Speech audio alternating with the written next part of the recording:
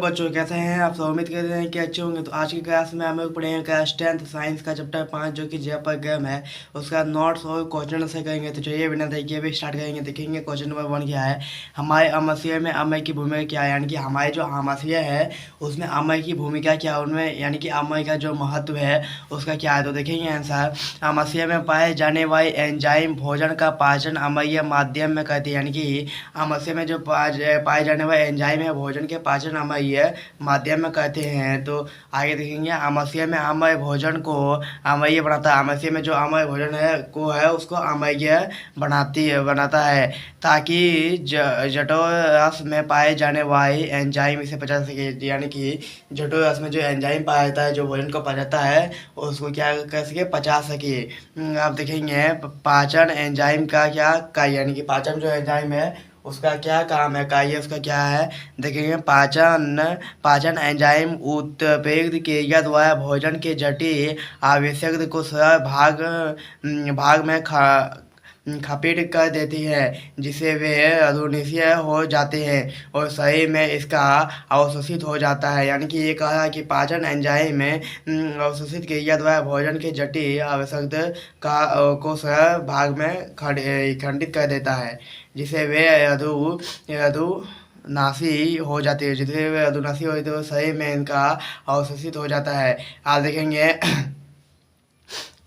पचे हुए भोजन को अवशोषित करने के लिए क्षुद्रांत को कैसे अभिक्रियाप्त किया जाता है, किया गया है। तो देखेंगे आंसर, क्षुद्रांत की आंतरिक क्षुद्रांत की आंतरिक भित्ति पर असंख्य शंकु पाए जाते हैं, यानी कि ये क्षुद्रांत की जो आंतरिक भित्ति है उसमें असंख्य शंकु पाए जाते हैं। इसमें रक्त वाहिका एवं एफ वाहिनी का जाल पिजा होता है। वे विषण क्रिया द्वारा भोजन का प्रोटीन, ग्लूकोज, खनिज, विटामिन इत्यादि रक्त में सोख जाती है, यानी कि विटामिन, पोटेशियम, खनिज आदि ये जो है रक्त में सोखी जाती है। वसा, अम्ल एवं गैस का अवशोषित सिर्फ वाहिनी में होता है। उपयुक्त के रक्तिका क्षुद्रांक संकुचित और अनुरक्षित की गति भी भोजन के अवशोषित में एक सीमा का अवशोध सहायक होता है। आप देखेंगे हम लोग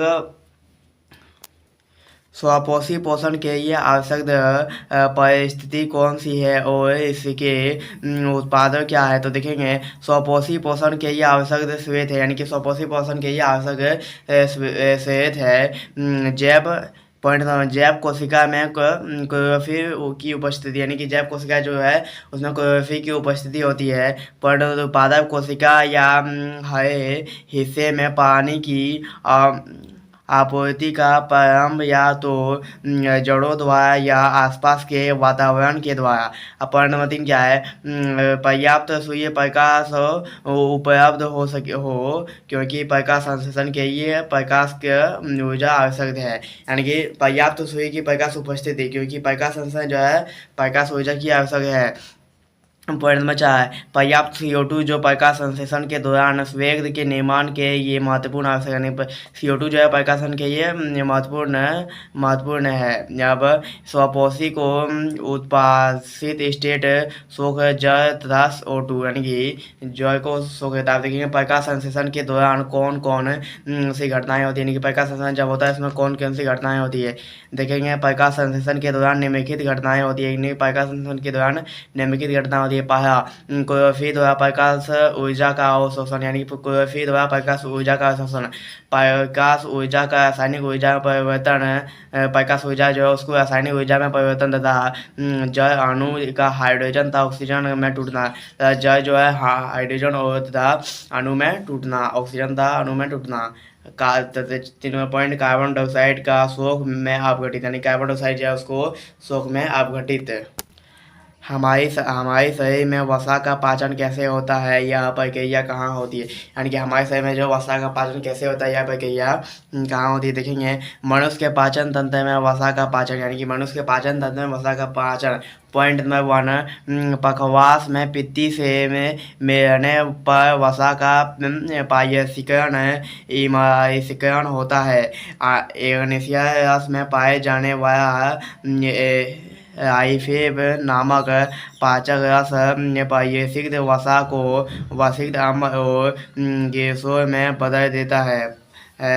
पायसिकृत वसा प्लस इम्पोज वसई अम्ल प्लस गैसो वासीय अम्ल और गिरको छोटी आंत में पाए जाने वायदेधक रोमस के अंदर सिर्फ वाहिका में सोख रह जाती है, जहाँ से वे धूल में पाए पहुँचते हैं, जहाँ से धूल में पहुँचते हैं। यह प्रक्रिया क्षुद्रांग के आगम भाग का वाइकरण में होता है।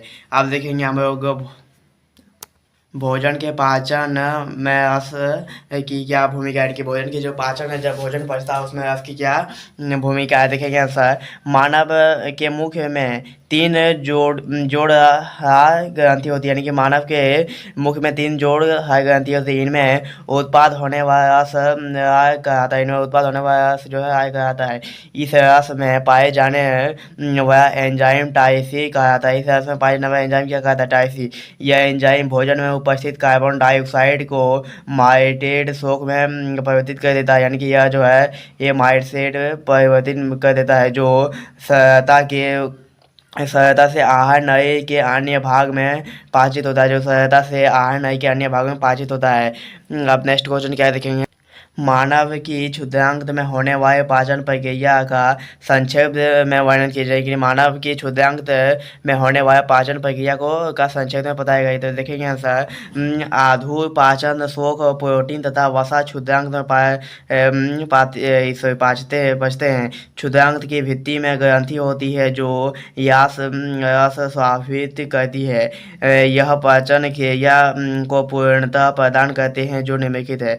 आप देखेंगे हम लोग ये नंबर, समसतः प्रोटीन एमिनोड अम्ल में पाचित हो जाते हैं। समसद शोक आंतीय ग्लूकोज में पाचित हो जाते हैं। वसा कर्ण वसा अम्ल तथा गैसों में पाचित हो जाती है। अब हम नेक्स्ट क्वेश्चन देखेंगे, ओसोफेगस क्या है। तो देखेंगे ओसोफेगस क्या है, यह एक भोजन की नली है जो गले से आमाशय तक जाती है। यानी कि ओसोफेगस जो है वह एक नली है जो यहाँ हमारे गर्दन से यानी कि गले से जो है आमाशय तक पहुँचती है, यानी पूरा तक। या देखिए हमें क्षुद्रांग में पाचित भोजन की अवशोषित में परिभक्त धूमों के योगदान का संक्षेप में वर्णन कीजिए। तो कहेंगे पाचित भोजन को आंतरिक भित्ति अवशोषित कर देती है। क्षुद्रांग की आंतरिक सतह पर इनके अंगुली जैसे वातरिक्त होती हैं, जिसके देदमस कहते हैं। ये अवशोषित का सतह क्षेत्रफल बढ़ा देती है। क्षेत्रमस में रुधिर वाहिका बहुत होती है, जो भोजन की अवशोषित करके शरीर की प्रत्येक कोशिका तक पहुंचाती है। यह इसका प्रयोग ऊर्जा प्रदान करने नए ऊतक के निर्माण और पुराने ऊतक की मस्तक में होते हैं।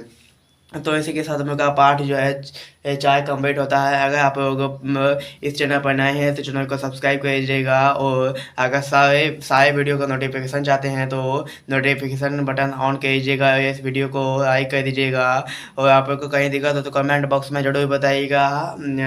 आप मिलते हैं नेक्स्ट वीडियो में, तब तक ये जय हिंद, जय भारत, वंदे मातरम। Thanks for watching.